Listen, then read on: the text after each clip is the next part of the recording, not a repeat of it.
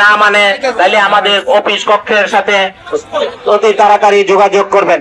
প্রয়োজন বোধে তাকে আটকে আমাদের প্রশাসন লোক আছে এবং আমাদের এই মেলার কর্তৃপক্ষ আছে, এদের কাছে সহপন্ন হবেন।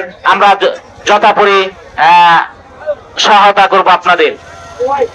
আর যারা মাছ বিক্রি করতেছেন, মাছ বিক্রেতা ভাইদেরকে বলতেছি, আপনারা আপনাদের নিজ দায়িত্বে এবং সুশৃঙ্খল ভাবে মাছ বিক্রি করবেন এবং কোন নেতা বা কেউ যদি ধমক দিয়ে আপনাদের মাছ বাকি নিতে চায় এবং কোন অসৎ আচরণ করে মাছ নিতে চায়, আপনারা তাৎক্ষণিকভাবে আমাদেরকে সঙ্গে সঙ্গে জানাবেন, আমরা সেটা ব্যবস্থা নিব।